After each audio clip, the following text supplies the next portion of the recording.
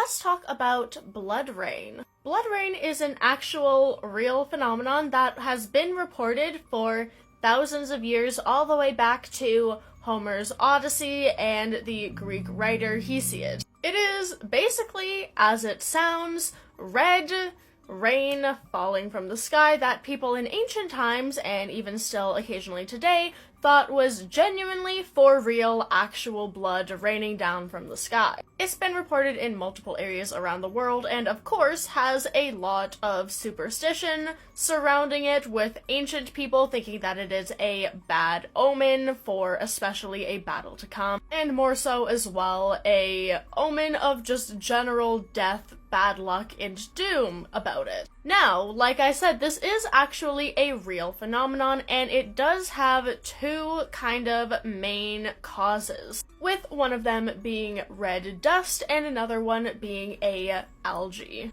Concerning the dust origins, that happens when something like a large windstorm sweeps up a large volume of red dust from an area that is very high in iron oxide. For example, some dried out swamps and wetlands have a typically very high iron oxide composition, and occasionally deserts such as the Sahara. When this dust gets swept up high into the air, it gets saturated in things like clouds and then precipitates down from the clouds with the water, causing the rain to come down red due to that high iron oxide dust. Now, this does happen occasionally.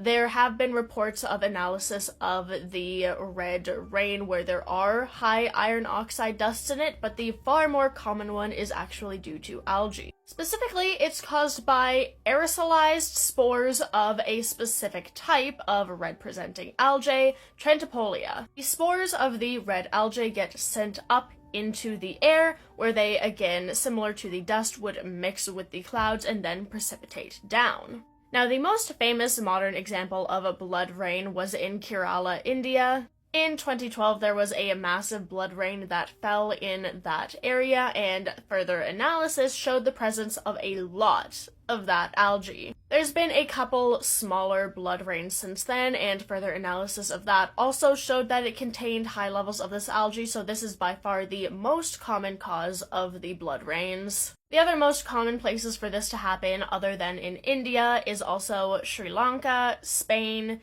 England, and Iran, and a couple other places in Europe, and depending on the location, it can either be caused by the dust particles or the algae particles. Now, this phenomenon, while kind of freaky, and if you didn't know what was happening, you definitely would just assume that it was actually for real raining blood, but fortunately it is not blood.